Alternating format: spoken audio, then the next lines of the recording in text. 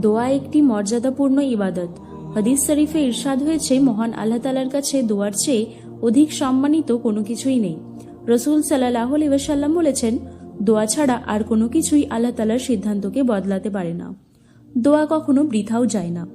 3 পদ্ধতিতে আল্লাহ তাআলা দোয়া কবুল করেন। যখন কোনো মুমিন ব্যক্তির দোয়ায় কোনো পাপ থাকে না, আত্মীয়তার সম্পর্ক ছিন্ন করার বিষয় থাকে না, তাহলে আল্লাহ তাআলা 3 পদ্ধতির কোনো এক পদ্ধতিতে দোয়া কবুল করেন। পদ্ধতি 3টি হল, নম্বর 1, সে যে দোয়া করেছে হুবহু তা কবুল করে দুনিয়াতে দেওয়া হয়। নম্বর 2, তার দোয়ার প্রতিদান পরকালের জন্য সংরক্ষণ করা হয়। নম্বর 3, দোয়ার মাধ্যমে তার অনুরূপ কোনো অমঙ্গলকে তার থেকে দূরে রাখা হয়। তবে দোয়া করার সময় তা কবুল হওয়ার বিষয়ে দৃঢ় বিশ্বাস রাখা উচিত। কেননা হাদিস শরীফে এসেছে, তোমাদের কেউ দোয়ায় এমন কথা বলবে না যে, হে আল্লাহ, আপনি যদি চান তাহলে আমাকে ক্ষমা করে দিন, আপনি যদি চান তাহলে আমার উপর দয়া করুন, আপনি যদি চান তাহলে আমাকে জীবিকা দান করুন। বরং দৃঢ়তার সঙ্গে আত্মবিশ্বাস নিয়ে দোয়া করবেন। মনে রাখবেন, আল্লাহ তাআলা যা চান তাই করেন, তাকে কেউ বাধ্য করতে পারে না। সুতরাং আত্মবিশ্বাস নিয়ে খাঁটি অন্তরে দোয়া করতে হবে। আল্লাহ তাআলার সম্পর্কে সুধারণা পোষণ করতে হবে। কোনো ব্যক্তি মহান আল্লাহ তাআলার সম্পর্কে যে ধরনের ধারণা পোষণ করে, মহান আল্লাহ তাআলা তার সঙ্গে ওই ধরনের আচরণ করেন। এক বিখ্যাত হাদিসে আছে, আমার প্রতি বান্দার যে ধারণা রয়েছে আমি ওই ধারণার কাছেই থাকি। একদিন জিব্রাইল আলাইহিসসালাম নবী রাসূল সাল্লাল্লাহু আলাইহি ওয়াসাল্লামের সামনে বসেছিলেন। ঠিক সেই সময় জিব্রাইল আলাইহিসসালাম উপর থেকে অর্থাৎ আসমান থেকে দরজা খোলার জোরদার আওয়াজ শুনতে পেলেন এবং মাথা ওপরে করে দেখলেন। তারপর জিব্রাইল আলাইহিসসালাম নবী রাসূল সাল্লাল্লাহু আলাইহি ওয়াসাল্লামকে বললেন, আসমানের দরজার মধ্যে একটি দরজা আছে যেটা আজ থেকে প্রথমে কখনোই খোলা হয়নি। এখান থেকে একটা ফেরেশতা নাজিল হয়েছে যে প্রথম থেকে আজ পর্যন্ত কখনো নাজিল হয়নি, এবং সেই ফেরেশতা আপনাকে সালাম পেশ করল এবং বলল, নবী রাসূল সাল্লাল্লাহু আলাইহি ওয়াসাল্লামকে 2টি নূর মুবারক।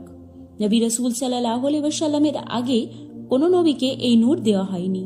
এর মানে ওহী এসেছিল, কিন্তু এর ফজিলত বলার জন্য ফেরেশতা এসেছিল। ফার্স্ট টাইম দরজা খুলে ফার্স্ট টাইম দুনিয়াতে এলো। ফেরেশতা শুধু বলতে এলো, 2টো নূর আপনাকে মোবারক। এই 2টি নূর কি জানেন? চলুন বলি। এই 2টি নূর হলো সূরা ফাতিহা এবং সূরা বাকারার শেষ 2টো আয়াত। সেই ফেরেশতা আরেকটা কথা বলল, সবাই মনোযোগ সহকারে শুনুন, খুবই গুরুত্বপূর্ণ একটি কথা। আমরা প্রত্যেকেই দুঃখ, বিপদ, আপদ, পেরেশানির চিন্তার সম্মুখীন হই। এই সমস্ত কিছুরই ওষুধ এতেই লুকিয়ে আছে। তারপর সেই ফেরেশতা বলল, যে কোনো ব্যক্তি এই 2 আয়াত পড়বে, অর্থাৎ সূরা বাকারার শেষ 2 আয়াত পড়বে, সেই ব্যক্তিকে আল্লাহ তাআলা তার চাওয়া জিনিস দান করবেন। এই 2 আয়াতকে আপনারা ওয়াসিলা বানান নিজের দোয়াতে। দেখবেন আপনি যা চাইছেন আল্লাহ তাআলা তা কবুল করে নেবেন। এই দোয়া কখনো রদ হয় না। এবার আপনারা কেউ কেউ বলবেন, এই আয়াত পড়ে আমরা অনেক দোয়া করেছি কিন্তু কবুল হচ্ছে না। মনে রাখবেন, দোয়ার 3টি পদ্ধতি।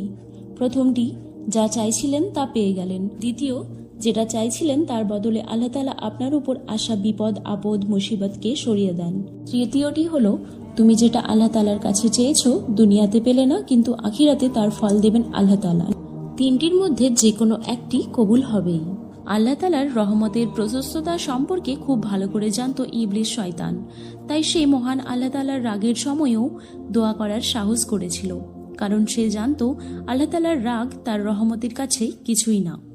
তাই সে জান্নাত থেকে বিতাড়িত হওয়ার সময়ও দোয়া করেছিল যেন কিয়ামত পর্যন্ত মুসলমানদের বিভ্রান্ত করতে পারে। আল্লাহ তাআলা তার দোয়া কবুল করেছিলেন, কারণ আল্লাহ তাআলার বৈশিষ্ট্যই হচ্ছে দোয়া কবুল করা। অহংকার বশত যেসব বান্দা দোয়া থেকে গাফিল থাকে তাদের উদ্দেশ্যে পবিত্র কোরআনে ইরশাদ হয়েছে, আমাকে ডাকো, আমি তোমাদের ডাকে সাড়া দেব। অহংকার বশত যারা আল্লাহ তাআলার ইবাদত করে না তারা লাঞ্ছিত অবস্থায় জাহান্নামে প্রবেশ করবে। সূরা মুমিন আয়াত নম্বর 60। যেখানে ইবলিসের দোয়াকে আল্লাহ তাআলা ফিরিয়ে দেননি, সেখানে আমাদের দোয়া আল্লাহ তাআলা কিভাবে ফিরিয়ে দেবেন? একটু চিন্তা করলেই উত্তর পাওয়া যায়। আনাস রাদিয়াল্লাহু তাআলা আনহু বলেন, আমি রাসূল সাল্লাল্লাহু আলাইহি ওয়াসাল্লামকে বলতে শুনেছি যে, মহান আল্লাহ তাআলা বলেন, হে আদম সন্তান, তুমি যতদিন পর্যন্ত আমার কাছে দোয়া করতে থাকবে এবং ক্ষমা প্রার্থনা করতে থাকবে, আমি ততদিন তোমার গুনাহ মাফ করতে থাকবো। তুমি যাই করে থাকো, আমি সেদিকে ভ্রুক্ষেপ করব না। হে আদম সন্তান, তোমার গুনাহ যদি আকাশের উচ্চতা পর্যন্ত পৌঁছে যায়, অতঃপর তুমি আমার কাছে ক্ষমা চাও, তবু আমি তোমাকে ক্ষমা করব, আমি সেদিকে ভ্রুক্ষেপ করব না। হে আদম সন্তান, তুমি যদি পৃথিবীর পরিমাণ গুনাহ নিয়ে আমার কাছে এসো এবং আমার সঙ্গে কোনো কিছুকে শরিক না করে থাকো, তাহলে আমিও সমপরিমাণ ক্ষমা নিয়ে তোমার কাছে আসব। উল্লেখ্য, দোয়ার কিছু শিষ্টাচার ও শর্ত রয়েছে যা দোয়া কবুলের জন্য সহায়ক।